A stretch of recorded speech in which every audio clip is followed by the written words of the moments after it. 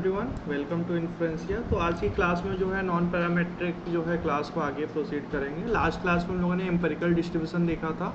Empirical distribution हमने देखा था क्या होता है, एंड हमने देखा था एम्पेरिकल डिस्ट्रीब्यूशन के थ्रू जो हम लोग एफ टी को जो है हम लोग एस्टिमेट करते हैं, और हमने देखा था वो अनबायस एस्टिमेटर होता है। थोड़ा सा रिकॉल कर लेते हैं। हमारा एम्पेरिकल डिस्ट्रीब्यूशन जो था वो क्या था हमारा, अगर मैं इसको निकालने की बात करूँ तो कैसे निकालते थे, F N T is equal to summation of I is equal to 1 to n indicator random variable x I less than equal to T divided by N. इसको हम लोग जो है एम्पेरिकल डिस्ट्रीब्यूशन बोलते हैं, ठीक है। यानी सारे observation less than equal to T को काउंट करना है, जितने भी ऑब्जर्वेशन है उसको जो है डिवाइडेड बाई एन कर देना है, ठीक है। और मैं अगर इसको देखूं तो अगर थोड़ा और इसको अच्छी तरीके से लिखना चाहूँ तो इसकी जो वैल्यू होगी वो क्या हो जाएगी, अगर मैं ऑर्डर काउंट करूं, अगर x1 x2 xn हमारा क्या है, डेटा सेट है, और इसका मैं ऑर्डर स्टैट्स बनाऊं, ऑर्डर स्टैट्स मैं बोल रहा हूँ कि y1 y2 y3 ये हमारा क्या ऑर्डर स्टैट्स है, किसका, x1 x2 xn का। तो इसकी वैल्यू हमने देखा था 0 होगी जब हमारा क्या है, x is less then y1, clear. या फिर अगर मैं एट पॉइंट t पे देख रहा हूँ तो हमारा t less than y1, clear, t less than y1 होगा। एंड हमने देखा 1/n होगा जब हमारा क्या है, y1 is less then t, y1 is less then t less than y2। ऐसे जो है अगर मैं बात करूँ तो 2/n होगा जब हमारा क्या है, y2 is less then t less than y3 dot dot dot. k/n होगा जब हमारा क्या होगा, yk is less then t is less then yk plus 1। And इसकी वैल्यू क्या होगी, 1 होगी जब हमारा y greater than t is greater than yn, clear.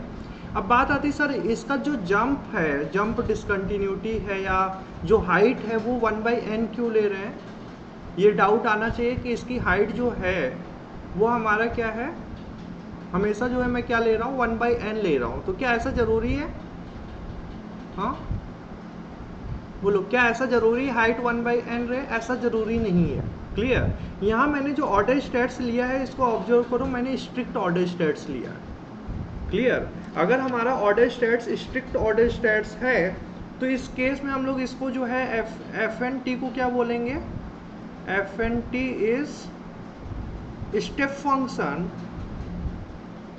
Step function होगा जिसका हाइट हमारा क्या है 1/n है, clear. Step function that jumps 1/n in the height, clear, at each observation, और हमने क्या देखा था, अगर हमारा क्या x के अगर जो है हमारा n के टाइम रिपीट हो रहा है, अगर x के जो है n के टाइम रिपीट हुआ है तो उस केस में हमारा एफ एन टी जो होगा वो क्या होगा, स्टेप फंक्शन होगा दैट जंप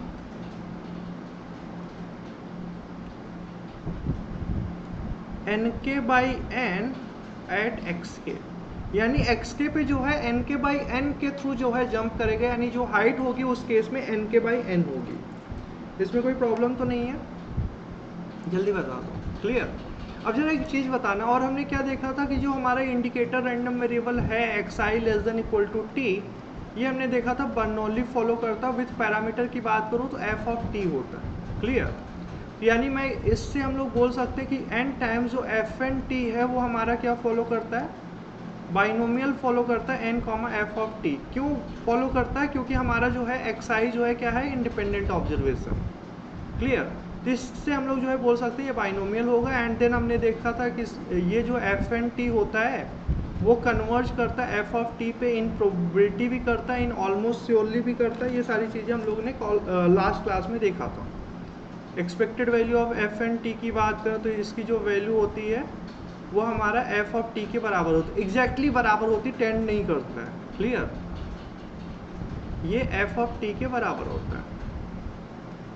क्लियर। एंड अगर मैं बात करूँ वेरिएंस की, तो वेरिएंस हमारा जो है इसका हम लोग निकाल सकते हैं। इसका जो वेरिएंस होगा, variance of F and T, हम लोग बाइनोमियल की हेल्प से इसको निकाल सकते हैं। इसकी जो वैल्यू होगी वो क्या होगी, अच्छा ये एफ टी के बराबर होता है, नॉट एक्सपेक्टेड वैल्यू। क्लियर। तो ये हमारा क्या होगा, F of T 1 minus F of T divided by N.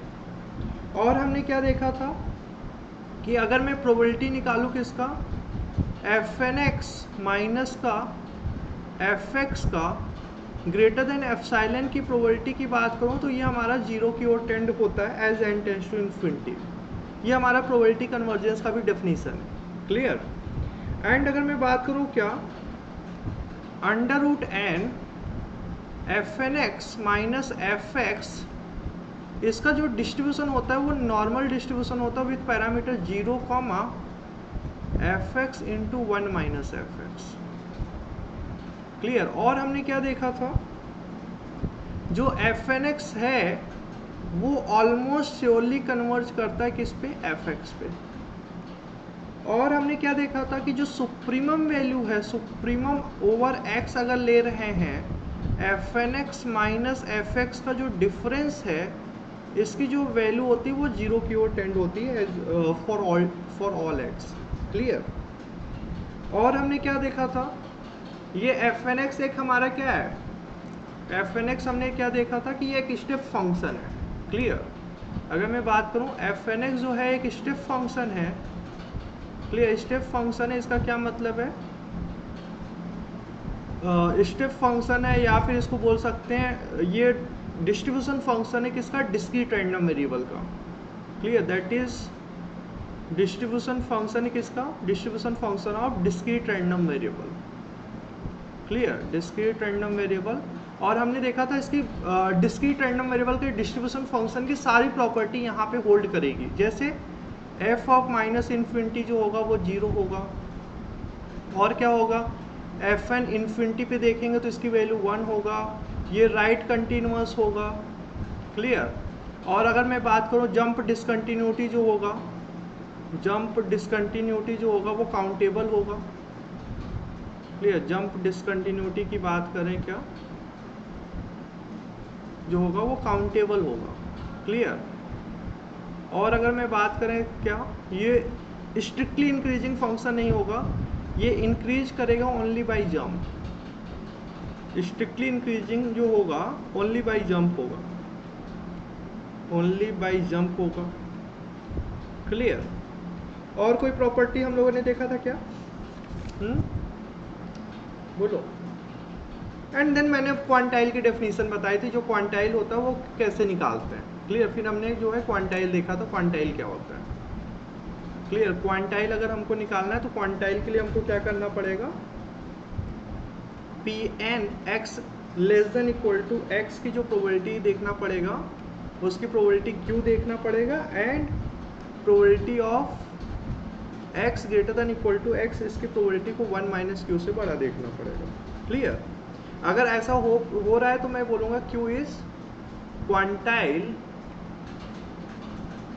Of, sorry X is Q H quantile of F N x.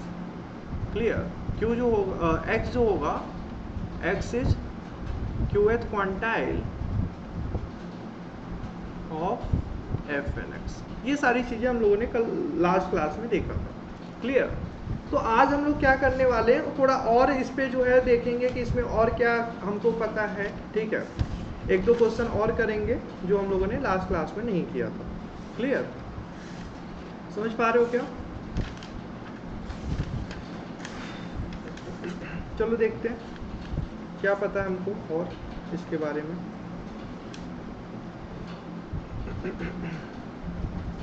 देखो प्रोबेबिलिटी कन्वर्जेंस हम लोगों ने लास्ट क्लास में तो देखा ही था। ठीक है। एक ग्लिवेंको थ्योरम है, वो क्या कहता है, ग्लिवेंको थ्योरम है, ग्लिवेंको केंटाली theorem.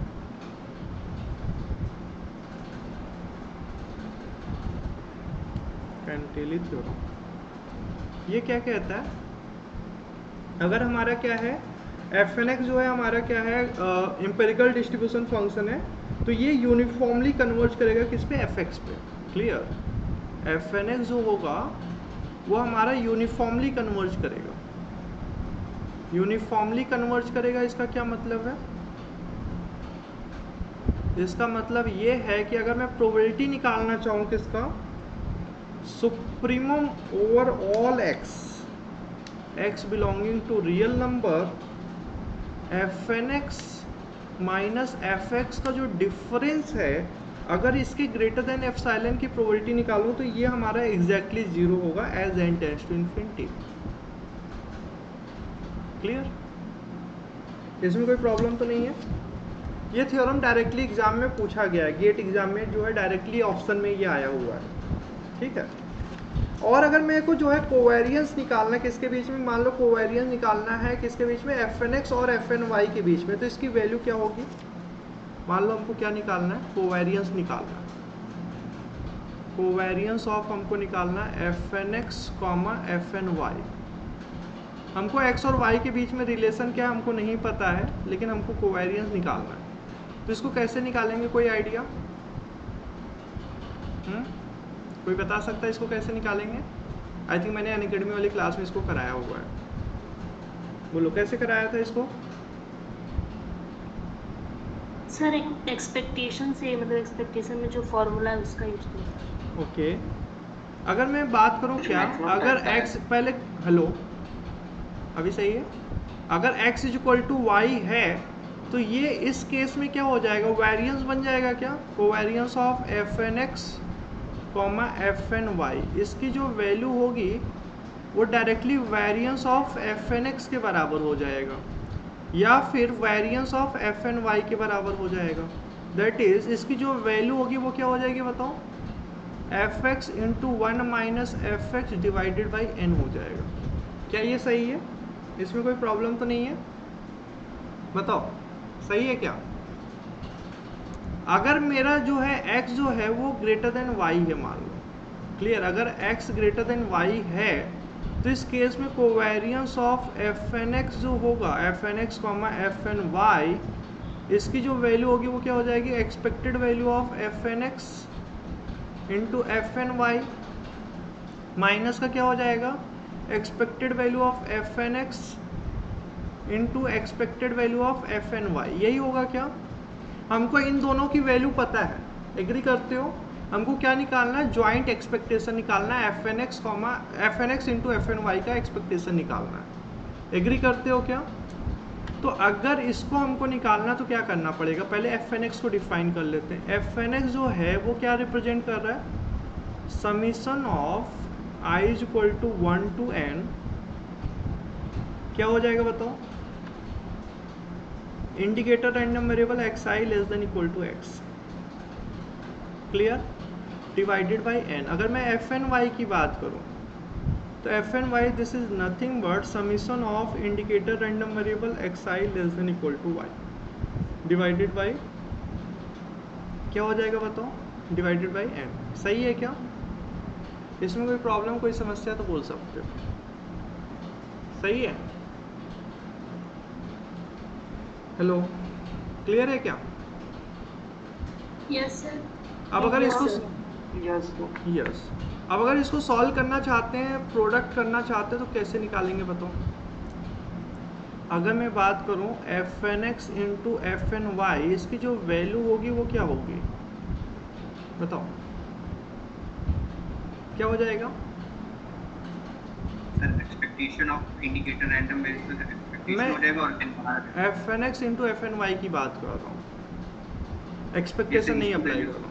Sir indicator yes, indicator random variable का प्रोडक्ट होगा, दो इंडिकेटर रैंडम वेरिएबल का प्रोडक्ट होगा, 1/n square summation of i x I less than equal to x into क्या हो जाएगा, summation of x I less than equal to y. यही होगा क्या? Yes sir. I is equal to 1 to n, i is equal to 1 to n। सही है, इसमें कोई प्रॉब्लम तो नहीं है? अब जरा एक बात बताना, अगर हमको पता है क्या, हमने कंडीशन क्या लेके चल रहा हूँ मैं, x ग्रेटर देन y है, क्लियर, हमने क्या बोला, x जो है वो ग्रेटर देन y है, यानी हमारा यहाँ पे y है, यहाँ पे x है। क्लियर?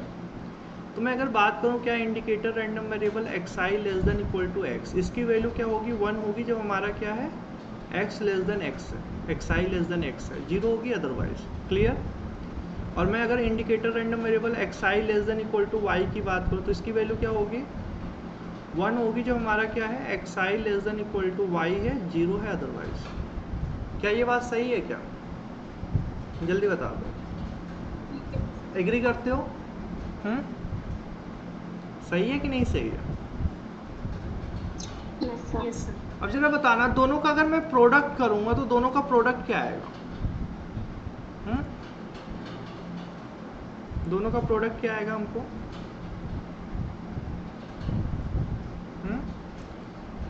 बोलो, अगर मैं इन दोनों का प्रोडक्ट करूं xi less than equal to x into i xi less than equal to y, इसका मैं प्रोडक्ट करूं तो इसकी जो वैल्यू आएगी वो क्या आएगी 1 आएगी जब हमारा क्या है xi लेस देन y है, 0 अदरवाइज। क्यों? क्योंकि अगर देखो, अगर मैं बोल रहा हूँ क्या, अगर xi लेस देन x है तो इसकी वैल्यू 1 है, xi लेस देन y है तो इसकी वैल्यू 1 है। तो इस वाले रीजन में दोनों इंडिकेटर रैंडम वेरिएबल क्या दे रहा है 1 दे रहा है। एग्री करते हो क्या? इस वाले रीजन में दोनों इंडिकेटर रैंडम वेरिएबल 1 दे रहा है। लेकिन अगर मैं इस वाले रीजन की बात करूँ तो यहाँ पे ये वाला इंडिकेटर रैंडम वेरिएबल क्या देगा 1 देगा, लेकिन इधर वाला इंडिकेटर रैंडम वेरिएबल क्या देगा 0 देगा। तो दोनों का प्रोडक्ट क्या हो जाएगा 0 हो जाएगा। समझ पा रहे हो क्या? हाँ, हेलो, यस। अगर ऐसा केस है x y से बड़ा है तो अगर हमारा ith observation less then y है तो हमारा 1 होगा, 0 हो जाएगा अदरवाइज पे। क्यों? क्योंकि इस वाले रीजन में हमारा दोनों इंडिकेटर रैंडम वेरिएबल 1 दे रहा है। क्लियर? दोनों इंडिकेटर रैंडम वेरिएबल 1 देने की वजह से इस रीजन में 1 हो जाएगा और इसके बाहर रीजन जो भी होगा वहाँ पे 0 हो जाएगा। तो प्रोडक्ट का जो हमारा इंडिकेटर रैंडम वेरिएबल का जो प्रोडक्ट है वो हमको 1 मिल रहा है जब xi लेस देन y, 0 मिल रहा है अदरवाइज। सही है क्या? जल्दी बता दो, क्या ये बात एग्री करते हो? Yes sir. अब बात आती है sir. क्या, ये प्रोडक्ट जो है सेम से प्रोडक्ट होगा ऐसा जरूरी नहीं, बाकी सबसे भी तो प्रोडक्ट होगा ना। बोलो, बाकी Yes. सबसे भी प्रोडक्ट होगा तो उसको कैसे हैंडल करेंगे? हाँ, मैट्रिक्स के फॉर्म में चेक करेंगे। अगर मैं बोल रहा हूँ कि x1 लेस देन x है और x2 लेस देन y है, उसको कैसे हैंडल करेंगे? हाँ, अगर सेम है तो हमको पता चल रहा है इसकी वैल्यू 1 होगी जब xi लेस देन y है। बोलो, बाकी सबको कैसे हैंडल करेंगे? कोई आइडिया? बाकी सब में दूसरे केसेस बनेंगे ना, xi लेस देन y है, मान लीजिए यहाँ पे तो 1 आ रहा है, बाकी तो फिर x ग्रेटर देन y भी हो सकता है, x इक्वल टू y भी हो सकता है। हाँ, तो वही उस केस को कैसे हैंडल करेंगे? वो कॉम्प्लिकेटेड नहीं हो जाएगा अगर उसको मैं देखना चाहता हूँ तो? हाँ सर।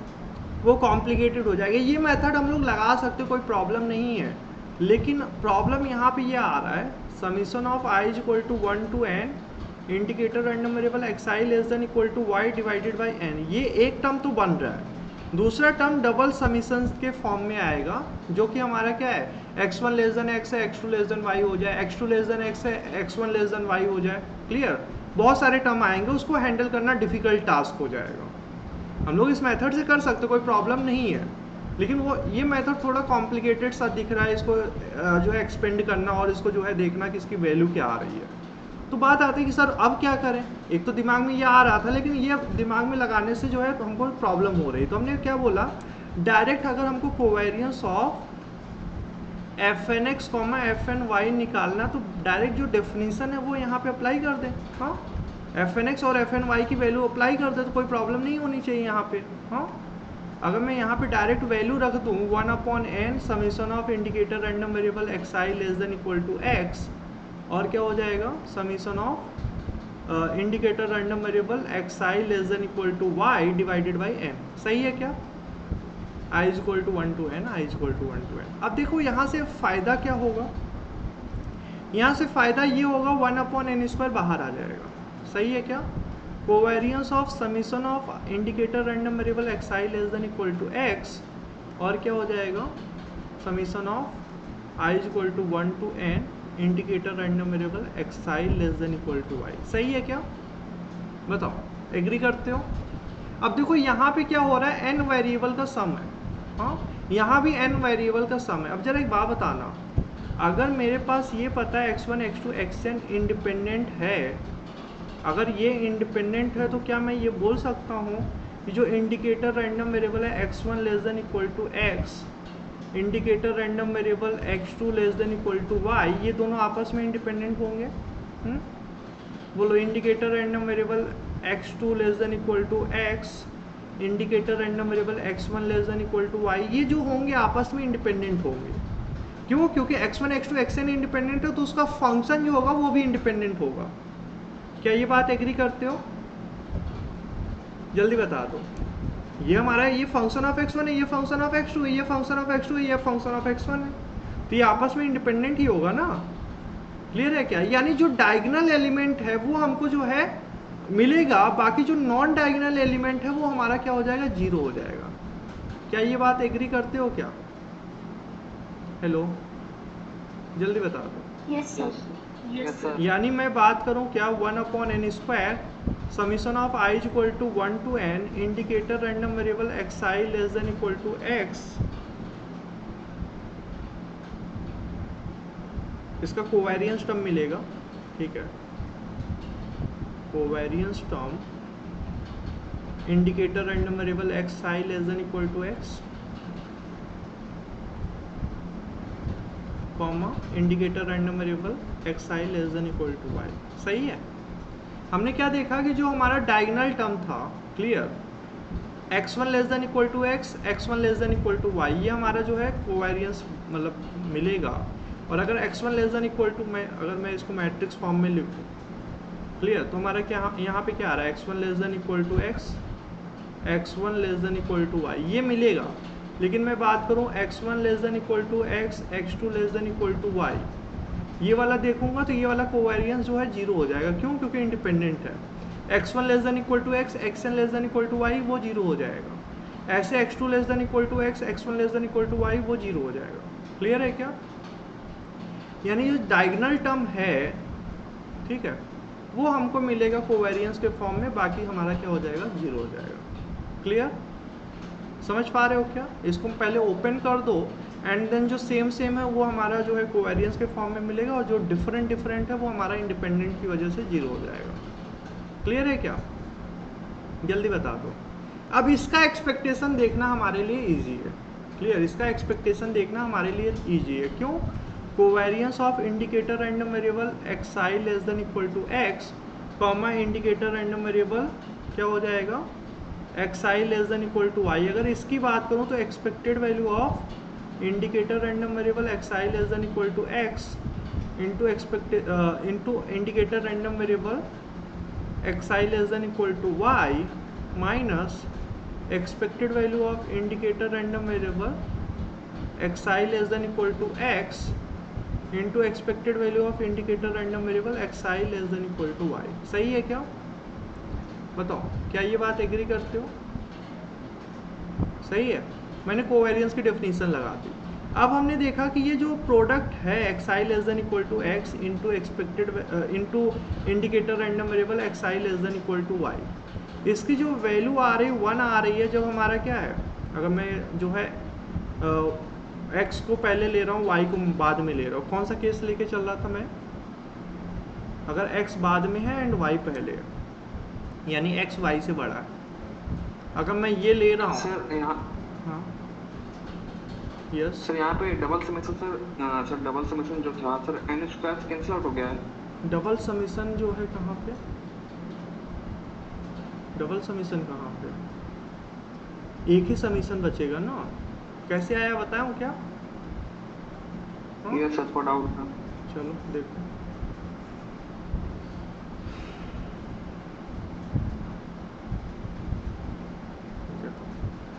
मैंने क्या बोला, 1/n² वैसे ही रहेगा। कोवेरियंस पर ये हमारा n टर्म का सम है, ये भी n टर्म का सम है, एग्री करते हो? तो हमारा जो फर्स्ट टर्म होगा मान Yes, लेते हैं x1 लेस, पहले मैं लिख लेता हूँ इसको, x1 less than equal to x plus indicator random variable x2 less than equal to x plus dot dot dot plus का क्या आएगा, indicator random variable xn less than equal to x, यही आएगा।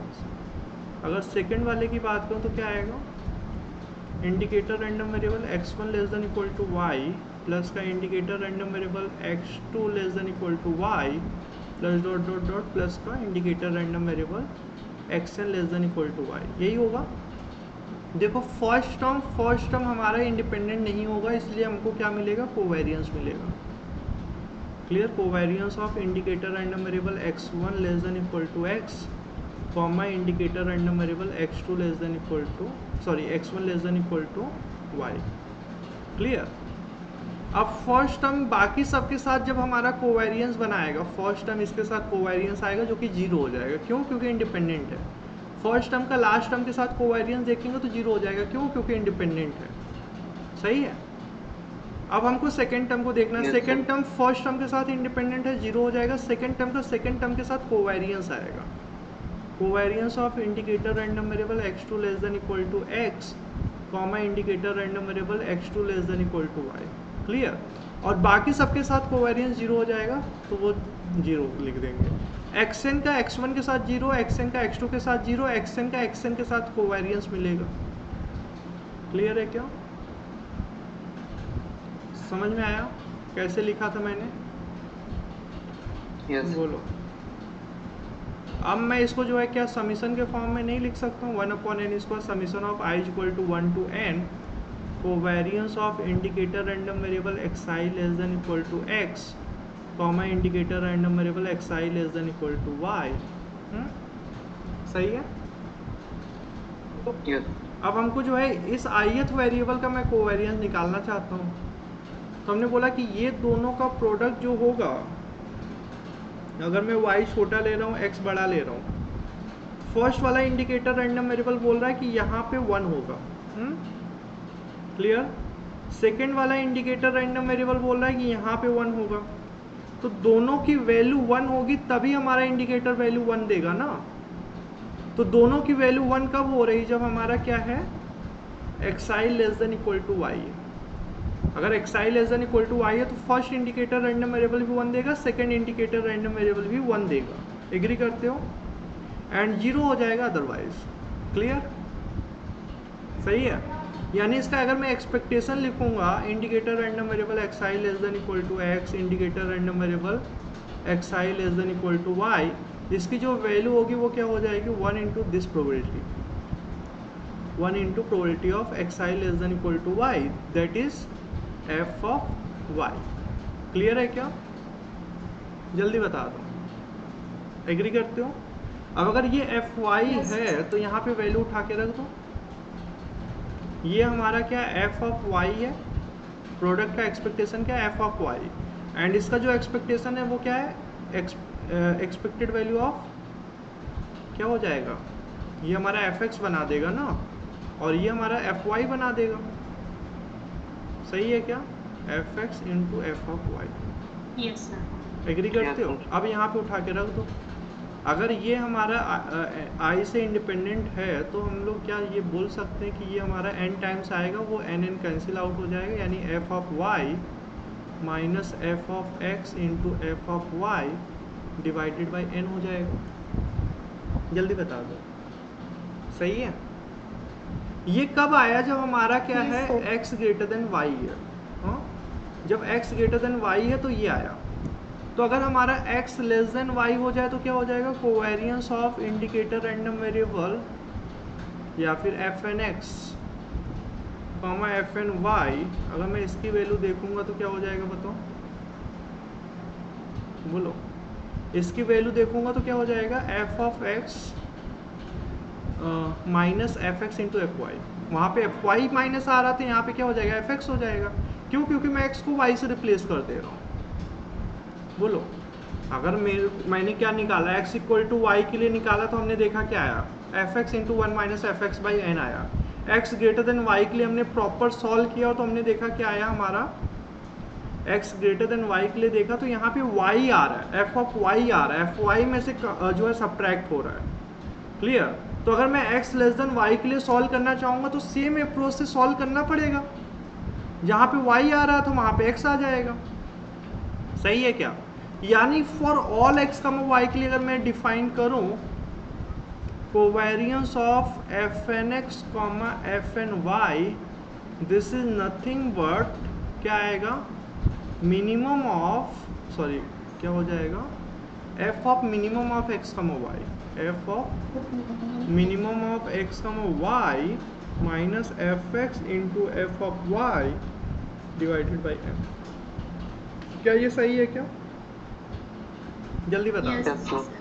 आई थिंक ये class में भी मैंने Yes, कराया sir. हुआ है, ठीक है, पहले अनअकैडमी वाली हाँ, क्लास sir. में भी कराया हुआ है, ठीक है। नेक्स्ट हमारा क्या बोल रहा है कि अगर हमारा क्या है, एफ एन हमारा एम्पेरिकल डिस्ट्रीब्यूशन है, ठीक है, मैं नेक्स्ट एग्जांपल दे रहा हूँ, एग्जांपल ले लो या फिर क्वेश्चन ले लो, ठीक है। बोल रहा हूँ क्या, लेट एफ एन एक्स जो है वो हमारा क्या है, एम्पेरिकल डिस्ट्रीब्यूशन फंक्शन है, clear, of random sample. Empirical distribution function है किसका, रैंडम सैंपल का। कहाँ से लिया गया random sample, random sample from F, distribution function F से लिया गया।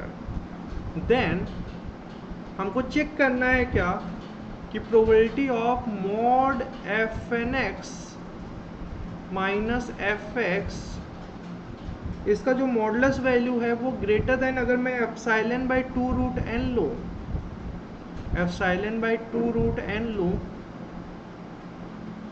एप्सिलॉन बाई 2 रूट एन, इसकी जो प्रोबेबिलिटी होगी क्या वो less than 1 upon epsilon square के बराबर होगी क्या, मतलब less than equal to 1 upon epsilon square होगा for all epsilon greater than 0। क्या ये सही है क्या?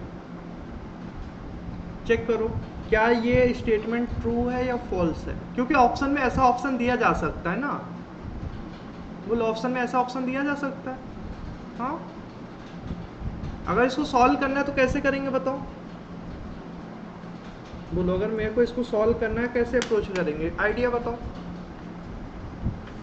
सर ये चेबिशेव इनइक्वालिटी, चेबीशेव जैसा इनक्वालिटी दिख रहा है, ठीक है, चेबीशेव इनक्वालिटी अगर दिमाग में आ गया तो फिर सॉल्व करो, कैसे करेंगे और आगे।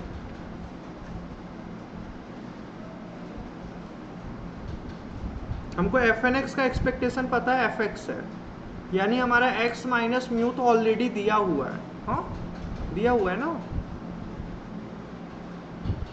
बोलो।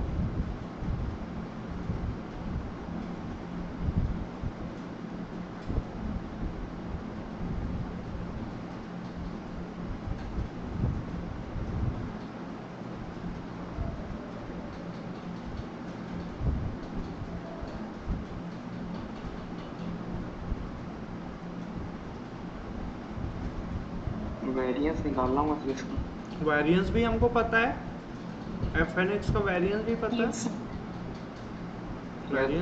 Variance of F N x पता है ना।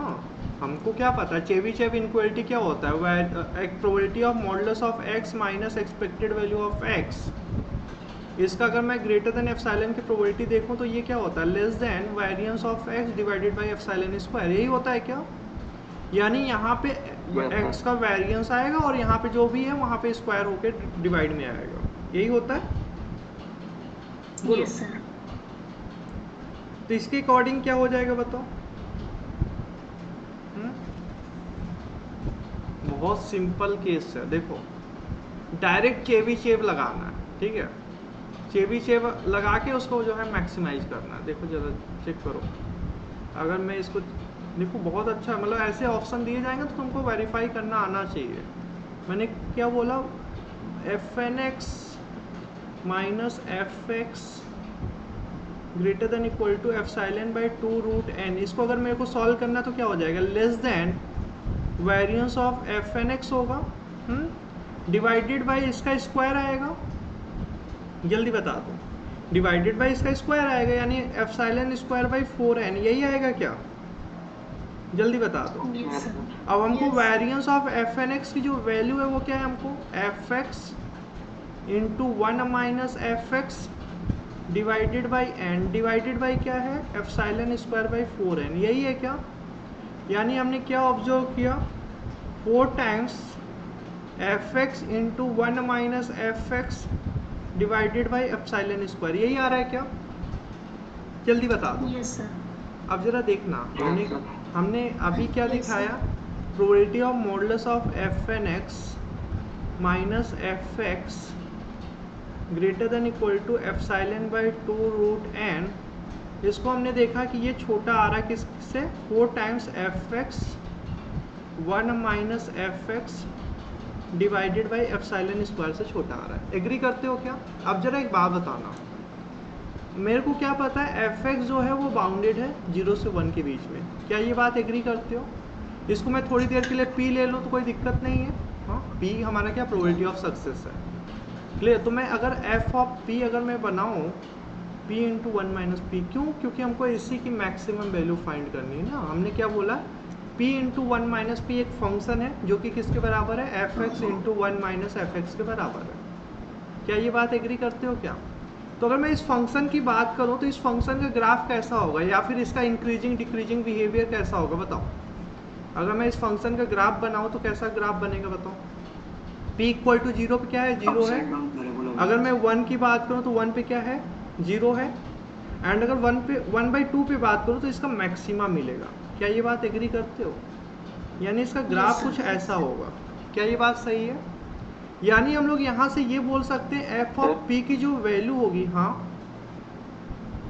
हेलो, अगर मैं एफ डैश पी निकालूँ तो एफ डैश पी क्या हो जाएगा, 1 माइनस 2p, यानी कि हम लोग देख पा रहे हैं कि जो है ग्रेटर देन 0 होगा कब, ये ग्रेटर देन 0 होगा जब हमारा p जो है क्या है लेस देन 1/2 है, एंड लेस देन 0 होगा जब हमारा p ग्रेटर देन 1/2 है। यानी इंक्रीजिंग फंक्शन होगा जब p लेस देन 1/2 है, एंड डिक्रीजिंग होगा जब हमारा p ग्रेटर देन 1/2 है। यानी p equal to 1/2 is point of maxima होगा, क्लियर? तो यानी मैं ये बोल सकता हूँ एफ ऑफ पी की जो मैक्सिमम वैल्यू होगी वो 1/2 पे होगी, एंड 1/2 पे इसकी जो मैक्सिमम वैल्यू है वो किसके बराबर है बताओ, 1/4 हो जाएगा। p की वैल्यू 1/2 रखेंगे तो यस सर। यानी मैं बोल सकता हूँ एफ ऑफ पी की जो वैल्यू है वो लेस देन 1/4 है। यानी मैं यहाँ से बोल सकता हूँ कि F of x into 1 minus F x, इसकी जो मैक्सिमम वैल्यू वो 1/4 के बराबर है। क्या ये सही है बताओ? अब अगर इसकी मैक्सिमम वैल्यू 1/4 के बराबर है तो क्या मैं इसको मैं ऐसा नहीं बोल सकता हूँ, इसकी जो मैक्सिमम वैल्यू है लेस देन 1/4 है तो 4 into 1/4 divided by epsilon square, क्या मैं नहीं लिख सकता हूँ? क्या बताओ, बोलो। हाँ सर। तो क्या मैं यहाँ से ये बोल सकता हूँ जो मैंने दिया हुआ है वो ट्रू स्टेटमेंट है? हाँ यस सर। अच्छा क्वेश्चन था। Yes sir. ये सारे कॉन्सेप्ट हम ऑल, हाँ हाँ क्या बोल रहे हो? 2006 के पेपर में भी सिमिलर क्वेश्चन है ऐसा। 2006 में, हाँ मतलब इसको जो है मैक्सिमाइज वगैरह करके, हाँ वहाँ पे चेबीचेव का क्वेश्चन आया होगा, हाँ वहाँ पे, यस सर। हाँ तो ऐसा क्वेश्चन होगा। ऐसे क्वेश्चन प्रोबेबिलिटी का मैक्सिमम बाउंड उसका निकालना है तो हम लोग क्या करते हैं कि हम लोग पहले फंक्शन बनाते हैं एंड उसको मैक्सिमाइज करते हैं। क्लियर है क्या? मजा आया इस क्वेश्चन में? Yes sir. ठीक है। Yes sir. देखो मैं ऐसा नहीं कि मतलब मैं चाहूँ तो जो है एम्पिरिकल डिस्ट्रीब्यूशन कल वाली क्लास में ही ख़त्म कर दिया था, कोई मतलब मेरे को दोबारा ये सब कराने की ज़रूरत नहीं है। लेकिन अब ये फर्स्ट टाइम पढ़ रहे हो तो इसलिए मैं जो थोड़ा चाहता हूँ क्लियरिटी होना चाहिए कि लाइक अगर क्वेश्चन कुछ ऐसा आए तो तुमको क्लियर होना चाहिए कैसे अप्रोच करना है। क्लियर? समझ पा रहे हो? Yes sir. तो जितना करा रहा हूँ उसको रिवाइज कर लेना, उससे बाहर नहीं आएगा, ये ध्यान रखना। कुछ और एक्स्ट्रा दिमाग नहीं चलाना है, ठीक है? चलो कुछ और करते हैं। आई थिंक आज भी एम्पिरिकल डिस्ट्रीब्यूशन पे ही रहने देते हैं, मतलब कि कल से जो है काई स्क्वायर टेस्ट की तरफ जाएंगे, ठीक? Goodness of fit and chi square test पे कल जाएंगे, ठीक है? आज एम्पिरिकल डिस्ट्रीब्यूशन पे ही रहते हैं, ठीक है? कोई दिक्कत तो नहीं है? No sir. ठीक है। चलो देखते हैं, मैं एक एग्जांपल ले रहा हूँ। मैं एग्जांपल क्या दे रहा हूँ कि लाइक अगर हमारा रैंडम सैंपल ले रहा हूँ 25 ऑब्जर्वेशन का, रैंडम सैंपल ऑफ 25 ऑब्जर्वेशन कहाँ से लिया जा रहा है? Is taken from the interval, is taken. देखो एम्पेरिकल डिस्ट्रीब्यूशन इंपॉर्टेंट है, क्यों? क्योंकि आगे जब हम लोग जो है आगे बढ़ेंगे गुडनेस ऑफ फिट में, तो गुडनेस ऑफ फिट में हम लोग क्या करते हैं? टेस्ट करते हैं कि जो हमारा जो एम्पेरिकल डिस्ट्रीब्यूशन है तो वो क्या एक्चुअल डिस्ट्रीब्यूशन के बराबर है कि नहीं है, मतलब वहाँ पे हाइपोथेसिस टेस्टिंग करते हैं, ठीक है, क्लियर। मतलब एम्पेरिकल डिस्ट्रीब्यूशन को हम लोग टेस्ट करते हैं कि जो हमारा एक्चुअल जो CDF है उसके बराबर है कि नहीं है, अल्टरनेटिव में लेते हैं कि बराबर नहीं है, एंड देन उसके बाद हम लोग जो है उसको टेस्ट करते हैं, ठीक है। कोलमोग्रोसिमेनो टेस्ट का यूज करते हैं, फिर हम लोग जो है काई स्क्वायर टेस्ट का यूज करते हैं, तो सारी चीज़ें वहाँ पे हम लोग एम्पेरिकल डिस्ट्रीब्यूशन फंक्शन पे बेस करेंगे, ठीक है। तो एम्पेरिकल डिस्ट्रीब्यूशन फंक्शन क्लियर होना चाहिए, ठीक है। मैंने बोला कि 25 ऑब्जर्वेशन लिया गया taken from the interval 0-1, from the interval 0,1 0,1 interval से 25 ऑब्जर्वेशन लिया गया, ठीक है। ऑब्जर्वेशन की मैं वैल्यू दे रहा हूँ, क्या ऑब्जर्वेशन है? 0.50 लिया, 0.24 लिया, 0.89 है, और क्या है? 0.54 है, 0.34 है, 0.89 है, 0.92 है, 0.17 है, 0.32 है, 0.80 है, एंड 0.06, 0.21, 0.58, 0.07, 0.56, 0.20, 0.31, 0.17, 0.41, 0.38, 0.88, 0.61, 0.31, 0.35,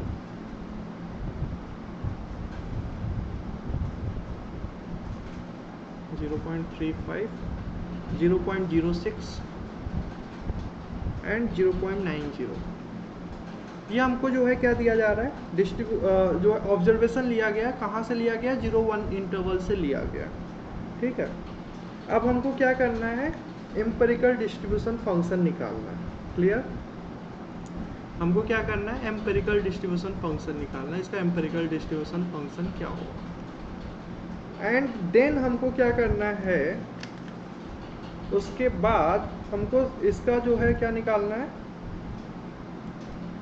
मीडियन निकालना है। एम्पेरिकल डिस्ट्रीब्यूशन का जो है मीडियन क्या होगा या फिर क्वांटाइल क्या होगा, ठीक है। सेकेंड, इसका जो क्वांटाइल होगा वो क्या होगा? मान लो मैं बोल रहा हूँ 1/4 क्वांटाइल क्या होगा। चलो ट्राई करो।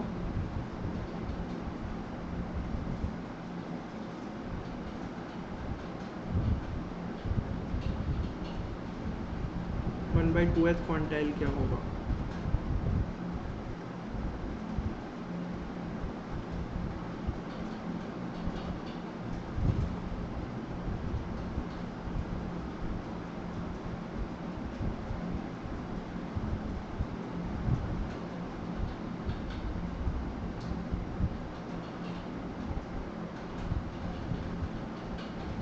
बताने की जरूरत है क्या? बोलो। अच्छा, ये यूनिफॉर्म डिस्ट्रीब्यूशन होगा क्या? जो इसका एम्पिरिकल डिस्ट्रीब्यूशन फंक्शन आएगा, क्या यूनिफॉर्म होगा क्या? डिस्क्रीट यूनिफॉर्म होगा क्या? नो सर, नहीं होगा। क्यों? क्योंकि No, ऑर्डर sir. पेयर जो है, ऑर्डर पेयर जो है वो हमारा रिपीट कर रहा है, क्लियर। रिपीट कर रहा है, इसका मतलब जो जंप का हाइट है वो हमारा कांस्टेंट हो ऐसा ज़रूरी नहीं। मैं ऐसा ऑप्शन दे सकता हूँ ना कि जो हमारा हाइट है वो हमारा क्या है? सेम है। हाँ, ऐसा ऑप्शन दे सकता हूँ। देखो ऑप्शन जो हमारा किसी भी टाइप का बन सकता है। मैं ये बोल सकता हूँ कि fnx जो है f25x है, क्योंकि सैम्पल ऑब्जर्वेशन 25 है। देखो ऑप्शन जो है किसी भी तरीके से बनाया जा सकता है। मैं बोल रहा हूँ f25 is step function that jumps 1/25 in height at each observation। तो ये स्टेटमेंट गलत हो जाएगा। क्लियर है क्या? गलत हो जाएगा क्योंकि ऐसे एक से ज़्यादा ऑब्जर्वेशन जहाँ पे हाइट 1/25 नहीं है। क्लियर है क्या? समझ पा रहे हो कि नहीं? कितने पॉइंट पे जो हाइट है वो हमारा एक से जो है 1/25 से अलावा है? 0.06 पे सर यहाँ पे देखो एक ऑब्जर्वेशन तो ये रिपीट हो रहा है, 0.06 एक ऑब्जर्वेशन रिपीट हो रहा है, 0.17 ऑब्जर्वेशन है वो रिपीट। क्लियर? मतलब एक से ज़्यादा ऑब्जर्वेशन है जहाँ पे हमारा रिपीट कर रहा है। क्लियर? 0.06 दो बार आया है ना, और 0. और कौन सा रिपीट हुआ है? 0.89 भी रिपीट हुआ है। ओके, एक यहाँ पे और एक यहाँ पे। तो मतलब तीन पॉइंट ऐसा है जहाँ पे जंप जो है 1/25 की जगह 2/25 है। क्या ये बात एग्री करते हो? 0.6 हाँ, हाइट जो होगा वो हमारा क्या हो जाएगा? 2/25 हो जाएगा। अगर दो बार रिपीट हुआ है, 3 बार रिपीट होगा तो 3/25 हो जाएगा। क्लियर है नहीं क्लियर? बताओ, सही है? Hello, yes sir. किसी का और कोई डाउट है इसमें? हो जाएगा? एम्पिरिकल डिस्ट्रीब्यूशन फंक्शन बना के इसको हम लोग सॉल्व कर सकते हैं। ठीक है, मैं नहीं करा रहा हूँ इसको, तुम लोग को करना है। ठीक है, सर हो जाए। ठीक है, अच्छी बात है, हो जाना चाहिए। ठीक है, चलो और आगे देखते हैं, या फिर जो है उसमें आगे बढ़ जाते हैं, गुडनेस ऑफ फिट के लिए आगे बढ़ जाते हैं। हाँ, गुडनेस ऑफ फिट कराएं। Yes sir, yes sir. ठीक है, क्योंकि अभी तो है 20 मिनट, समथिंग कर लेते, थोड़ा सा इंट्रो ले लेते हैं एंड देन उसके बाद कल वाली क्लास में उसको और अच्छे से डिस्कस करेंगे। ठीक है? Yes sir. ठीक है, तो अगर मैं बात करूं क्या गुडनेस ऑफ फिट में हम लोग करते क्या है? किसी को आइडिया है क्या गुडनेस ऑफ फिट में? आई थिंक ग्रेजुएशन में थोड़ा बहुत आइडिया लिया होगा तुम लोगों ने। हाँ, सर Yes, ये sir. एक्सपेक्टेड और ऑब्जर्व वैल्यू का डिफरेंस का स्क्वायर करके। तो वो तो हमारा क्या करते थे हम लोग, जो है कंटीजेंसी टेबल को जो है करते थे। Yes sir. लेकिन सर इवेंट डेटा जो ऑब्जर्वेशंस गिवन होती थी, हम चेक करते थे कि ये इवेंट डिस्ट्रीब्यूशन से बिलोंग कर रहा है कि नहीं। हाँ, मतलब उसकी टेस्टिंग। जो हमारा जो गिवन ऑब्जर्वेशन है वो जो डिस्ट्रीब्यूशन दिया हुआ है उसमें बिलोंग कर रहा है कि नहीं, उसकी हम लोग टेस्टिंग करते हैं। ठीक है, अगर मैं बात करूँ इसमें गुडनेस ऑफ फिट में। ठीक है, तो जैसे हमने बोला अभी, हमने जो है क्या लिया कि सैंपल ऑब्जर्वेशन हमने क्या लिया, मान लेते हैं सैंपल ऑब्जर्वेशन कहाँ से आ रहा है? fx से आ रहा है। क्लियर? तो हमने क्या किया, इससे हम लोगों ने fnx बनाया। क्लियर? अब ये fnx जो है, अब हमको इसको टेस्टिंग करना है, क्या fx के बराबर है क्या? क्लियर? यानी जो गिवन डिस्ट्रीब्यूशन है उसमें बिलोंग कर रहा है कि नहीं कर रहा है। ठीक है, उसकी हम लोग को टेस्टिंग करनी है। क्लियर? तो कैसे करेंगे इसको? कोई आइडिया किसी को? जैसे सीडीएफ का कंपैरिजन करके। CDF का कंपैरिजन करके। ठीक है, तो अगर मैं गुडनेस ऑफ फिट की बात करूं तो गुडनेस ऑफ फिट में हम लोग क्या करते हैं, the problem of fit is to test hypothesis that sample come from specified distribution f0 against the alternative hypothesis that it is from some distribution function f। Clear? जैसे हमने क्या बोला, हाइपोथेसिस टेस्टिंग में भी हम लोग यही काम करते थे, बस वहाँ पे हम लोग पैरामीट्रिक का करते थे, यहाँ पे हम लोग क्या कर रहे हैं, नॉन पैरामीट्रिक का कर रहे हैं। यहाँ पे पैरामीटर नहीं, हम लोग डिस्ट्रीब्यूशन की टेस्टिंग कर रहे हैं। क्लियर? मैं क्या बोल रहा हूँ, गुडनेस ऑफ फिट में क्या बोल रहा हूँ मैं, the problem of fit, the problem of fit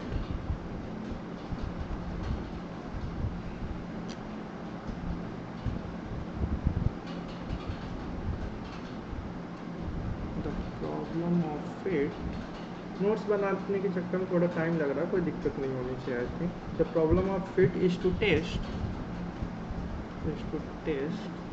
the hypothesis that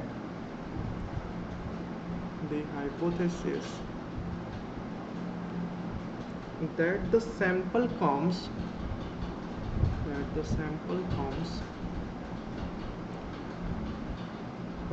from the specified distribution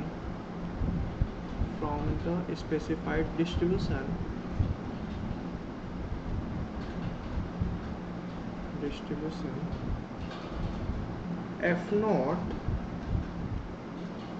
against the alternative that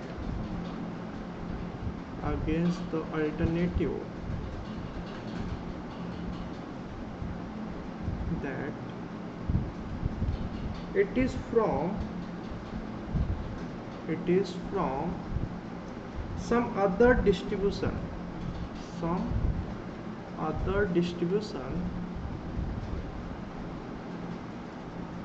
where fx, ये fx से आ रहा है, where fx जो है हमारा f नॉट x के बराबर है। क्लियर? ये हमारा fx, हमने क्या बोला, अल्टरनेटिव में जो डिस्ट्रीब्यूशन है वो f है, जो कि हमारा f नॉट x जो है वो नॉट इक्वल टू fx है। क्लियर? यानी हम लोग अल्टरनेटिव में जो ले रहे हैं, कंसीडर कर रहे हैं डिस्ट्रीब्यूशन फंक्शन f ले रहे हैं, और हम लोग जो है ये मान के चल रहे हैं कि जो हाइपोथेसिस है, सैंपल जो है वो कहाँ से आ रहा है, f नॉट से आ रहा है। क्लियर? समझ पा रहे हो क्या? यही तुम लोगों ने बोला, बोलो। मैं क्या बोल रहा हूँ, अंडर एच नॉट में मैं बोल रहा हूँ कि जो सैंपल है वो एफ नॉट से आ रहा है, एक्साई जो है कहाँ से आ रहा है, एफ नॉट से आ रहा है, और हमको टेस्ट करना है कि जो हमारा हाइपोथेसिस है वो क्या है, वो एफ से आए, दैट इज हमारा क्या, एफ नॉट के बराबर नहीं है। क्लियर? समझ पा रहे हो क्या? बोलो। तो हम लोग को इसको टेस्टिंग करने के लिए हमारे पास दो जो है मेजर टेस्टिंग जो है टेस्ट है, कौन से, एक तो जो है काई स्क्वायर टेस्ट के थ्रू हम लोग जो है इसको करते हैं टेस्ट, और दूसरा जो है हम लोग कोलमोग्रोव-सिमिनोव टेस्ट का यूज करते हैं। क्लियर? समझ पा रहे हो क्या? तो अगर मैं कोलमोग्रोव-सिमिनोव में बात करूं तो उसमें हम लोग क्या करते हैं, चलो उसको भी नोट कर लो। तो हमारे पास दो टेस्ट है इसको टेस्ट करने के लिए, एक तो काई स्क्वायर टेस्ट है, काई स्क्वायर, एंड दूसरा हम लोग जो है कोलमोग्रोव से करते हैं। तो अभी एम्पिरिकल डिस्ट्रीब्यूशन करके आ रहे हैं, तो हम लोग जो है पहले कोलमोग्रोव करेंगे, देन काई स्क्वायर टेस्ट पे जाएंगे। Clear? Chi square test for goodness of fit. Clear? लेकिन अभी हम लोग को एम्पिरिकल डिस्ट्रीब्यूशन का आइडिया है, तो हम लोग पहले कोलमोग्रोव पहले कर लेते हैं, देन हम लोग जो है काई स्क्वायर पे जाएंगे। एंड काई स्क्वायर टेस्ट जो है तुम लोग पहले कर चुके हो, डायरेक्ट वाई माइनस मतलब ऑब्जर्व फ्रीक्वेंसी को जो है एक्सपेक्टेड फ्रीक्वेंसी के साथ डिफरेंस लेके स्क्वायर करते हैं, सम करते हैं, डिवाइड बाय एक्सपेक्टेड का करते हैं रेशियो। ठीक है? तो वो कैलकुलेशन है, उसको जो है हम लोग थोड़ी देर बाद करेंगे, पहले हम लोग कोलमोग्रोव-सिमिनोव का करेंगे। Clear?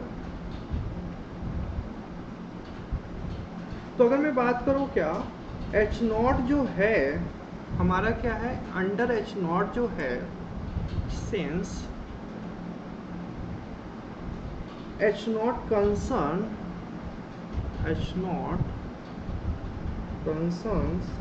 the underlying distribution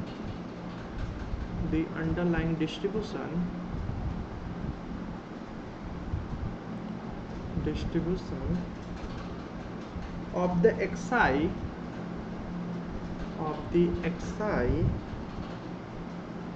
it is natural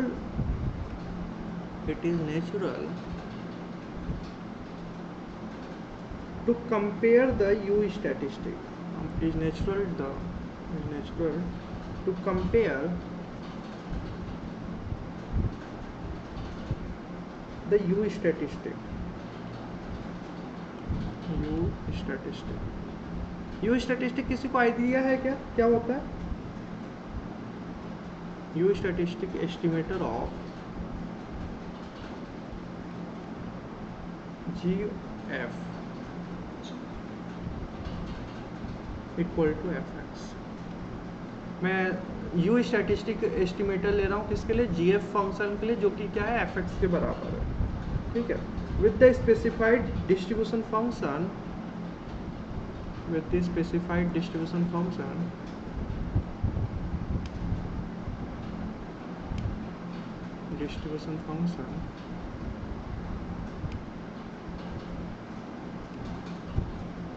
f naught under h naught,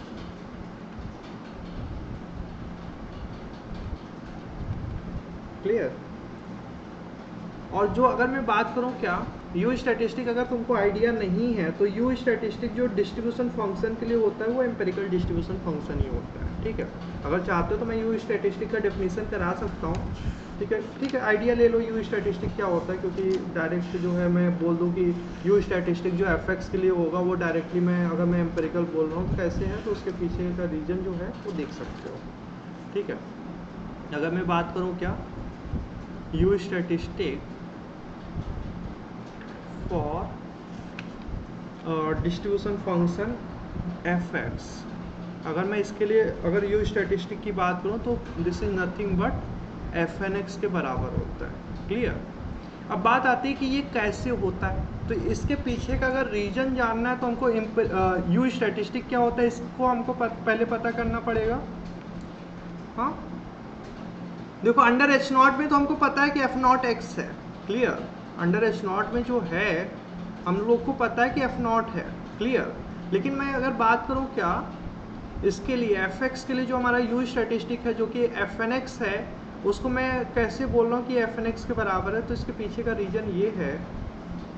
देखो यू स्टैटिस्टिक क्या होता है, पहले इसका डेफिनेशन देख लो। अगर मैं बोल रहा हूँ कि एक्सआई जो रैंडम सैंपल है वो कहाँ से आ रहा है, एफ एक्स से आ रहा है, क्लियर। अगर मैं बोल रहा हूँ एक्सआई जो है आईआईडी रैंडम सैंपल है जो कि कहाँ से आ रहा है, एफ एक्स से आ रहा है। और हमारा क्या है कि एच जो फंक्शन है सिमेट्रिक कर्नल फंक्शन है, क्लियर। एच फंक्शन जो है x1 x2 dot dot dot xn जो है हमारा क्या है, be symmetric kernel function, symmetric kernel function. अब बात आती है कि सिमेट्रिक कर्नल फंक्शन क्या, सिमेट्रिक फंक्शन का तो आइडिया है कि सिमेट्रिक फंक्शन कैसा होगा, h ऑफ x1 x2 अगर h ऑफ x2 x1 के बराबर है तो मैं बोलूँगा कि ये फंक्शन क्या है, सिमेट्रिक फंक्शन है, क्लियर। अब बात आती है कर्नल फंक्शन क्या होगा, ठीक है, तो उसको भी मैं एक्सप्लेन करूँगा, ठीक है, कि कर्नल फंक्शन क्या होता है। पहले हम लोग जो है इसको डेफिनेशन देख लेते हैं यू स्टैटिस्टिक का। तो मैं बोल रहा हूँ कि अगर h function symmetric kernel function है of m argument, of m arguments where m जो है लेस देन n है, ठीक है। तो जो यू स्टैटिस्टिक होगा, you statistic based on h, this is nothing but un is equal to 1 upon ncm summation of 1 is less than I1 is less than I2 dot dot dot Im less than equal to n h of xi1 xi2 dot dot dot xim। अब ये थोड़ा सा confusing हो गया होगा कि sir ये function किस टाइप का है। सिमेट्रिक फंक्शन तो हमको आइडिया है कि सिमेट्रिक फंक्शन क्या होता है, लेकिन ये हमारा जो कर्नल फंक्शन है वो कैसा होगा, ये थोड़ा सा कंफ्यूजिंग लग रहा है ना। किसी को आइडिया है क्या कर्नल फंक्शन क्या होगा, बोलो, किसी को आइडिया है कर्नल फंक्शन क्या होगा। तो चलो कर्नल फंक्शन को थोड़ा सा देख लेते हैं। ये हमारा क्या है, यू स्टैटिस्टिक है, ठीक है। तो यू स्टैटिस्टिक डिफाइन करने के लिए हमको जो है कर्नल फंक्शन की जरूरत पड़ रही है, क्लियर। तो कर्नल फंक्शन है क्या हमारा, कोई आइडिया किसी को, बताओ, कोई ऐसा जिसको आइडिया है।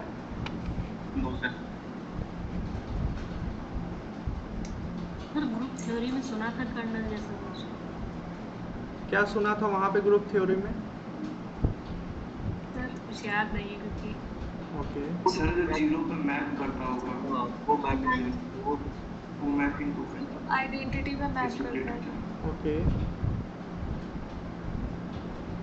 चलो कोई बात नहीं, देखते हैं। अगर मैं कर्नल फंक्शन की बात करूं, ठीक है, अगर मैं बोल रहा हूं क्या, लेट x1 x2 xn हमारा क्या IID रैंडम सैंपल है, कहाँ से आ रहा है, fx से आ रहा है। तो अगर मैं कर्नल फंक्शन की बात करूं, कर्नल फंक्शन को मैं डिफाइन करना चाहता हूं, h of x1 x2 dot dot dot xm, मैं m ऑब्जर्वेशन का जो है क्या कर रहा हूँ, कर्नल फंक्शन डिफाइन कर रहा हूँ of order m, of order m, where m जो है वो क्या है, less than equal to n होगा और 1 से बड़ा होगा। क्लियर, यानी कि बेस्ड ऑन m ऑब्जर्वेशन हम लोग जो है एक फंक्शन डिफाइन करेंगे as a symmetric function, as a symmetric function of m sample point, of m sample point whose expectation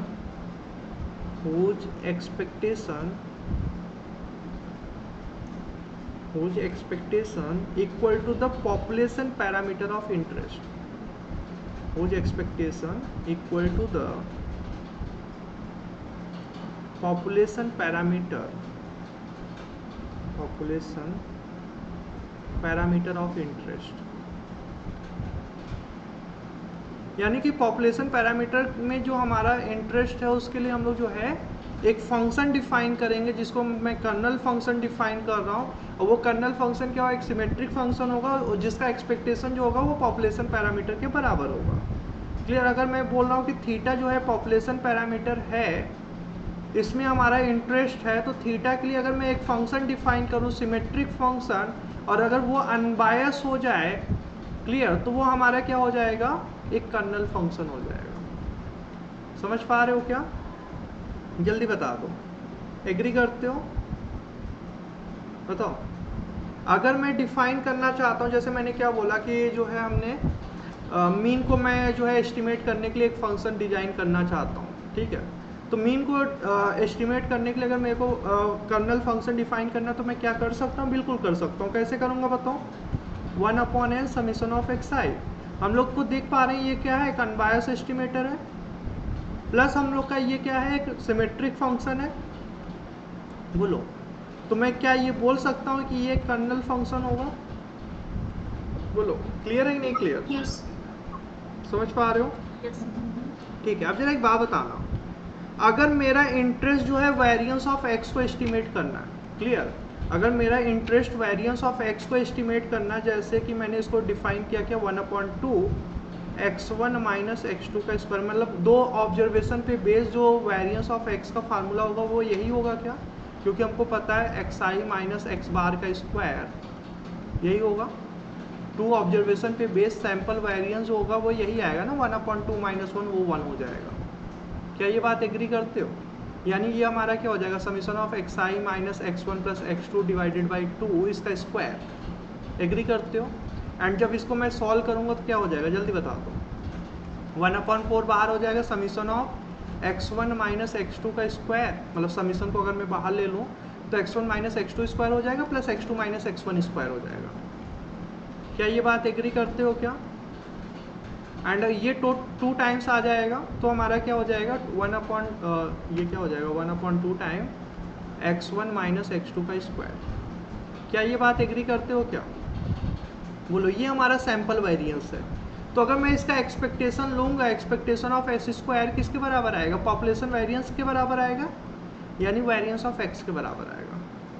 क्या ये बात एग्री करते हो क्या, तो ये हमारा जो फंक्शन है, अगर मैं कर्नल फंक्शन डिफाइन करना चाहूँ तो h of x1 x2 function define कर सकता हूँ, कैसे, x1 माइनस x2 का स्क्वायर डिवाइडेड बाई 2। तो हम लोग देख पा रहे हैं ये हमारा क्या है, एक सिमेट्रिक फंक्शन है। बोलो, अगर मैं इसको ऑब्जर्व करूँ तो ये एक सिमेट्रिक फंक्शन है कि नहीं है, बताओ। अगर मैं h ऑफ x2 x1 निकालूँ तो सेम हमको मिलेगा, एग्री करते हो, सही है। अगर मैं इसका एक्सपेक्टेशन निकालूँ h ऑफ x1 x2, इसका अगर एक्सपेक्टेशन निकालूंगा तो 1/2 expectation of x1 minus x2 का स्क्वायर आ जाएगा। एंड इसकी जो वैल्यू है वो हमको किसके बराबर है बताओ? इसको मैं क्या लिख सकता हूँ? वेरिएंस ऑफ x के बराबर लिख सकता हूँ नहीं लिख सकता हूँ बताओ? क्लियर। इसको मैं जो है expected value of 1/2 x1 minus x2 का स्क्वायर लिख सकता हूँ, और ये हमारा क्या है? Expected value of s square है, और इसकी जो वैल्यू है वेरिएंस ऑफ x के बराबर है। यानी वेरिएंस ऑफ x को अगर मेरे को एस्टिमेट करना बेस्ड ऑन 2 सैंपल, तो मैं बोल सकता हूँ there exist a kernel function, kernel function exist करेगा, और कर्नल फंक्शन एग्जिस्ट कर रहा है इसका मतलब क्या? वन बायस एस्टिमेटर होगा और एक सिमेट्रिक फंक्शन होगा। वो समझ पा रहे हो क्या? बताओ। ऐसे में मान लो जो है मेरे को एस्टिमेट करना है किसको? थीटा इज इक्वल टू, मान लो हमको एस्टिमेट करना है expected value of x1 minus x2 को। तो यहाँ भी एक फंक्शन हमको मिलेगा। कैसा फंक्शन लेंगे बताओ? h of x1 x2 this is nothing but x1 minus x2 का मॉडुलस। अगर मैं देखूँ तो ये क्या है? एक सिमेट्रिक फंक्शन है। बोलो, एक सिमेट्रिक फंक्शन है, और अगर इसका एक्सपेक्टेशन लेंगे तो थीटा के बराबर आ जाएगा, अनबायस्ड एस्टिमेटर है। समझ पा रहे हो क्या? जल्दी बता दो, समझ पा रहे हो? यस। अब जरा बताना, अगर मेरे को एस्टिमेट करना है किसको? हमारा एट द एंड हमारा एम क्या है? एम्पेरिकल डिस्ट्रीब्यूशन को एस्टिमेट करना है ना। अब हमारा एम क्या है? एम्पेरिकल डिस्ट्रीब्यूशन को एस्टिमेट करना। Clear? To estimate empirical distribution, to estimate empirical distribution. हमारा एम क्या है? एम्पेरिकल डिस्ट्रीब्यूशन को एस्टिमेट करना। यानी थीटा कैप जो है हमारा क्या है? fx है। मतलब हमारा जो है एक्चुअली में क्या है? डिस्ट्रीब्यूशन फंक्शन को एस्टिमेट करना है। ठीक है, हमारा एम क्या है? डिस्ट्रीब्यूशन फंक्शन को एस्टिमेट करना है। ठीक है, एंड वो किसकी हेल्प से करेंगे? एम्पेरिकल डिस्ट्रीब्यूशन फंक्शन की हेल्प से करेंगे। कैसे करेंगे बताओ? अगर मैं इसकी बात करूँ तो ये हमारा क्या है? Probability of xi less than equal to x, यही है ना? बोलो, इसी को एस्टिमेट करना चाह रहे हैं। तो क्या मैं एक कर्नल फंक्शन नहीं डिफाइन कर सकता हूँ? बताओ, कर्नल फंक्शन डिफाइन कर सकता हूँ नहीं कर सकता हूँ? बताओ। अगर मैं कर्नल फंक्शन अगर डिफाइन करना चाहता हूँ m ऑब्जर्वेशन पे बेस या n ऑब्जर्वेशन पे बेस, तो कैसे डिफाइन करूँगा? जल्दी बता दो। बोल भी दो यार। 1/n summation of i is equal to 1 to n indicator random variable xi less than equal to x। बोलो, अगर मैं क्या इसका एक्सपेक्टेशन लूँगा तो क्या थीटा के बराबर नहीं आ रहा है क्या? बताओ। एक्सपेक्टेड वैल्यू ऑफ h जो है क्या fx के बराबर नहीं आ रहा है? आ रहा है ना? क्यों? क्योंकि ये एम्पेरिकल डिस्ट्रीब्यूशन फंक्शन ही है ना। अब अगर ये एम्पेरिकल डिस्ट्रीब्यूशन फंक्शन है, वो अनबायस एस्टिमेटर है, और हम लोग को पता है कि ये जो h फंक्शन है एक सिमेट्रिक फंक्शन है। बोलो, ये एक सिमेट्रिक फंक्शन है कि नहीं? अगर x1 को x2 से रिप्लेस कर दे, x2 को x3 से रिप्लेस कर दे, तो क्या इसमें जो है चेंज होगा क्या कुछ? बोलो। No sir. अगर x1 x2 xn को अगर मैं सफल कर दूं तब भी तो वही आएगा ना। क्लियर? अब अगर मैं बात करूं तो ये हमारा क्या सिमेट्रिक है, प्लस का क्या है? अनबायस है, तो मैं क्या इसको एक कर्नल फंक्शन नहीं बोल सकता हूँ? बोलो, एग्री करते हो नहीं कर सकते हो? हाँ बोलो, सही है? Yes sir. Yes sir. Yes sir. तो अगर मैं बात करूं, अगर कर्नल फंक्शन क्लियर हो गया तो मैं क्या यू स्टैटिस्टिक डिफाइन कर सकता हूं फॉर जो है fx डिस्ट्रीब्यूशन फंक्शन के लिए? क्या यू स्टैटिस्टिक डिफाइन कर सकता हूं? बताओ। You Yes. स्टैटिस्टिक डिफाइन कर सकता हूं? कैसे डिफाइन करूंगा बताओ? जल्दी बता दो। अगर मेरे को यू स्टैटिस्टिक डिफाइन करना है किसके लिए? डिस्ट्रीब्यूशन फंक्शन के लिए, तो कैसे डिफाइन करूंगा? जल्दी बता दो। यू स्टैटिस्टिक का डेफिनेशन क्लियर है? अगर हमारा xi fx से आ रहा है और x1 x2 xn जो है हमारा सिमेट्रिक कर्नल फंक्शन है, क्लियर, ऑफ m आर्गुमेंट, और m जो है वो लेस देन n है, तो यू स्टैटिस्टिक का जो डेफिनेशन है वो 1/n और h of xi1 h of xi1 xi2 xim इसके बराबर होता है। क्लियर? समझ पा रहे हो क्या? तो अगर मेरे को जो है इसके लिए हमको जो है डिस्ट्रीब्यूशन फंक्शन के लिए अगर मेरे को यू स्टैटिस्टिक डिफाइन करना, तो हमारा एम क्या रहेगा बताओ? पहले तो हमको जो है क्या बनाना है, कर्नल फंक्शन बनाना है, ठीक है। हमारा fx को मैं क्या लिख सकता हूँ बताओ, fx this is nothing but expected value of indicator random variable x1 less than equal to x, ये हमको पता है, ये पता है। fx जो होगा वो इंडिकेटर रैंडम वेरिएबल के एक्सपेक्टेशन के बराबर होगा। क्यों? क्योंकि हमारा जो इंडिकेटर रैंडम वेरिएबल है वो हमारा क्या है, एक बर्नौली रैंडम वेरिएबल है। बर्नौली विथ पैरामीटर की बात करूँ तो fx के बराबर है, सही है क्या? जल्दी बता दो।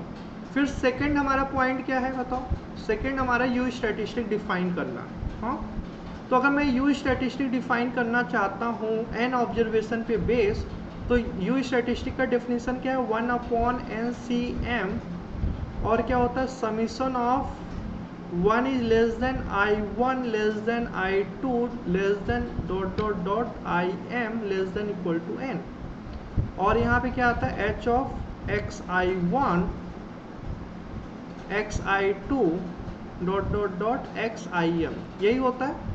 ये हमारा यू स्टैटिस्टिक का डेफिनेशन है। वेयर यहाँ पे जो h फंक्शन होना चाहिए ऐसा होना चाहिए कि जिसके लिए एक्सपेक्टेशन थीटा के बराबर हो। हाँ, हमको h फंक्शन यानी कि हमको ये h फंक्शन ऐसा लेना है कि वो एक कर्नल फंक्शन हो, यानी एक्सपेक्टेशन इसका क्या हो, थीटा के बराबर हो। क्या ये बात एग्री करते हो? यहाँ पे h फंक्शन की खास बात ये होती है कि अनबायस होना चाहिए, एग्री करते हो? यानी कि हमको m ऑब्जर्वेशन पे बेस x1 x2 xm पे बेस हमको क्या लेना, अनबायस एस्टिमेटर लेना है। समझ पा रहे हो? h फंक्शन ऐसा लेना कि वो अनबायस एस्टिमेटर हो, किसके लिए, थीटा के लिए। थीटा क्या हमारा fx के बराबर है। समझ पा रहे हो क्या? जल्दी बता दो, इसमें कोई प्रॉब्लम तो नहीं है?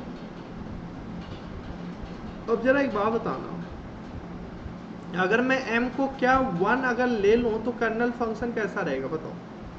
अगर मैं m को 1 ले लूँ तो हमारा कर्नल फंक्शन कैसा हो जाएगा बताओ, h of x1 is equal to क्या हो जाएगा बताओ, indicator random variable x1 less than equal to x, यही हो जाएगा क्या? तो इसको हम लोग बोलते हैं first order U statistic kernel function. Clear? क्यों? अगर मैं इसमें जो है क्या ले रहा हूँ, n को 1 ले रहा हूँ, m इक्वल टू 1 ले रहा हूँ, तो ये हमारा क्या हो जाएगा, यू स्टैटिस्टिक हो जाएगा फर्स्ट ऑर्डर का। Clear? First order U statistic, first order U statistic, ठीक है। अब अगर मैं बात करूं कि जो है अगर मेरे को n ऑब्जर्वेशन पे बेस अगर मेरे को यू स्टैटिस्टिक डिफाइन करना है, तो मैं क्या ये बोल सकता हूँ इसकी h of x1 x2 xn theta के बराबर होगा एक्सपेक्टेड वैल्यू, कब? जब हमारा क्या हो जाए, summation of indicator random variable हो जाए। क्योंकि हमारा इस जो कर्नल फंक्शन है जो अनबायस एस्टिमेटर हो थीटा के लिए, वो हम लोग ऑलरेडी निकाल चुके हैं। कौन सा फंक्शन होता है, एम्पेरिकल फंक्शन होता है। एग्री करते हो क्या? यानी अगर मैं इसको निकालना चाहता हूँ तो NC1 summation of h of xi के बराबर होगा, i is equal to 1 to n, और ये this is nothing but 1/n summation of i is equal to 1 to n indicator random variable xi less than equal to x। अब बात आती है sir ये आपने कैसे लिख दिया, हाँ बोलो, ये दिमाग में आ रहा होगा सर ये आपने कैसे लिख दिया, आ रहा है? बोलो, डाउट आ रहा है ये कैसे लिख दिया? मैंने क्या बोला कि फर्स्ट ऑर्डर जो यू स्टैटिस्टिक है, हमने क्या ऑब्जर्व किया, जो फर्स्ट ऑर्डर यू स्टैटिस्टिक है वो अनबायस एस्टिमेटर है, किसके लिए, थीटा के लिए। देख पा रहे हो क्या? Expected value of h of x1 किसके बराबर है, थीटा के बराबर है। तो अगर मैं इसका जो है n टाइम्स सम कर दूं और n से डिवाइड कर दूं, तो वो भी तो अनबायस एस्टिमेटर रहेगा एक्सपेक्टेशन की लीनियरिटी प्रॉपर्टी से। बोलो, अगर h ऑफ x1 थीटा के बराबर है तो क्या मैं ये नहीं बोल सकता h ऑफ xi जो होगा वो भी थीटा के बराबर होगा? बोलो, अगर h ऑफ xi थीटा के बराबर है तो उसका लीनियर कॉम्बिनेशन n से डिवाइड समीशन करके n से डिवाइड कर दे तो वो भी थीटा के बराबर ही होगा। तो हमने बोला कि n ऑब्जर्वेशन पे बेस्ड जो यू स्टैटिस्टिक होगा for unbiased estimator of theta, तो हम लोग का कुछ और नहीं होगा, इंडिकेटर रैंडम वेरिएबल का sum divide by n, that is fn के बराबर होगा। क्लियर? वही हमने यहाँ पे नोट में लिखा था कि जो हमारा फर्स्ट fnx के लिए जो हमारा अनबायस एस्टिमेटर होता है, क्लियर, मतलब fx के लिए जो अनबायस एस्टिमेटर होता है वो क्या होता है, fnx होता है। क्लियर? देख पा रहे हो? हमने क्या बोला कि अगर हम लोग को कंपेयर करना है, clear, since H not concerns underlying distribution of xi, it is natural to compare the U statistic. U statistic से कंपेयर कर सकते हैं किसको? gf फंक्शन को। और gf फंक्शन अभी हमारा इंटरेस्ट किस में? डिस्ट्रीब्यूशन फंक्शन में है। तो डिस्ट्रीब्यूशन फंक्शन के लिए जो हमारा नेचुरल एस्टिमेटर है वो यू स्टैटिस्टिक है, और यू स्टैटिस्टिक fx के लिए जो होता है वो क्या होता है? fnx के बराबर होता है, एम्पेरिकल डिस्ट्रीब्यूशन फंक्शन के बराबर होता है। मैं डायरेक्ट लिख भी सकता था, लेकिन मैं जो है क्लियरली बता रहा हूँ कि यू स्टैटिस्टिक क्या है एंड जो है ये आया कहाँ से है। इसमें कोई प्रॉब्लम तो नहीं है किसी को? जल्दी बता दो। सर लास्ट वाला कौन सा? हाँ सर यही सर। हमने क्या देखा? h ऑफ xi हमारा क्या? अनबायस एस्टिमेटर है। इसका एक्सपेक्टेशन निकालेंगे तो किसके बराबर होगा बताओ? हमने जो h फंक्शन डिफाइन किया वो किस टाइप का फंक्शन डिफाइन किया? xi less than equal to x का। हाँ, तो एक्सपेक्टेशन ऑफ क्या हो जाएगा? Indicator random variable xi less than equal to x। इसका जो एक्सपेक्टेशन आएगा वो fx के बराबर आ रहा है। तो हमने बोला कि हर एक xi के लिए अगर ऐसा हो रहा है तो मैं क्या ये नहीं कर सकता हूँ h of xi divided by n i is equal to 1 to n? अगर मैं इसका एक्सपेक्टेशन निकालूंगा तो किसके बराबर होगा? 1/n summation of expectation of hix। सही है क्या? जल्दी बता दो। और हमने देखा सबका एक्सपेक्टेशन fx है, तो इसकी जो वैल्यू होगी fx के बराबर होगी। क्लियर? तो अब मैं इसको जो है यू स्टैटिस्टिक के फॉर्म में लिख सकता हूँ 1/n c1 समीशन ऑफ क्या लिख सकता हूँ? h of xi। Clear? i is equal to 1 to n। देखो यहाँ पे अगर m यहाँ पे जो m होता था तो यहाँ पे हमारा डिवाइड में क्या आता था? NCM आता था। यहाँ पे केवल एक ही जो है एक ही ऑर्डर का निकाल रहे हैं, यहाँ पे xi पे बेस निकाल रहे हैं, इसलिए NC1 आ रहा है। क्लियर है क्या? अगर यहाँ पे xi xj होता तो यहाँ पे NC2 आता। समझ पा रहे हो? लेकिन हम लोग टू ऑर्डर का जो है हम लोग अनबायस एस्टिमेटर fx के लिए नहीं निकाल पाएंगे, क्योंकि हमको पता है fx के लिए जो नेचुरल अनबायस एस्टिमेटर है वो कौन से टाइप का? इस टाइप का है। क्यों? क्योंकि indicator random variable Bernoulli follow कर रहा है। समझ पा रहे हो? तो हमारा यू स्टैटिस्टिक फर्स्ट ऑर्डर के फॉर्म में आएगा, और फर्स्ट ऑर्डर का जो हमारा यू स्टैटिस्टिक बन रहा है वो हमारा क्या बन रहा है? एम्पेरिकल डिस्ट्रीब्यूशन के बराबर है। This is nothing but 1/n summation of indicator random variable xi less than equal to x। समझ पा रहे हो क्या? तो अगर मेरे को डिस्ट्रीब्यूशन फंक्शन के लिए अगर मेरे को यू स्टैटिस्टिक चाहिए तो डिस्ट्रीब्यूशन फंक्शन के लिए जो यू स्टैटिस्टिक होता है वो एम्पेरिकल डिस्ट्रीब्यूशन फंक्शन के बराबर होता है। क्लियर है? समझ पा रहे हो? अब बात आती है क्या डेफिनेशन जो है कोलमोगोरोव-सिमिनोव टेस्ट स्टैटिस्टिक का जो डेफिनेशन है वो क्या है? क्लियर? बता दूं या कल के लिए रखूं? बताओ। बताइए सर। बता दूं? चलो देख लेते हैं। आई थिंक आज के लिए इतना रखते हैं, ठीक है? आज के लिए इतना रखते हैं, ठीक है? Yes sir. आई थिंक सबको क्लियर हो गया होगा इतना। पहले हमने एम्पेरिकल डिस्ट्रीब्यूशन को रिकॉल किया, एंड देन उसके बाद जो है गुडनेस ऑफ फिट क्या होता है उसका जो है थोड़ा सा इंट्रो दिया, एंड देन उसके बाद जो है यू स्टैटिस्टिक क्या होता है, एंड उसके बाद हम लोगों ने देखा कि जो है यू स्टैटिस्टिक जो है कर्नल फंक्शन से बनता है, एंड देन उसके बाद जो है first order U statistic define किया डिस्ट्रीब्यूशन फंक्शन के लिए, जो कि एम्पेरिकल डिस्ट्रीब्यूशन फंक्शन के बराबर होता है। क्लियर? और वो एक अनबायस एस्टिमेटर है। क्यों? क्योंकि एक कर्नल फंक्शन है तो अनबायस एस्टिमेटर तो होगा ही। ठीक है? तो सारी चीज़ें उसको मैंने रिकॉल किया। ठीक है? चलो फिर, थैंक यू।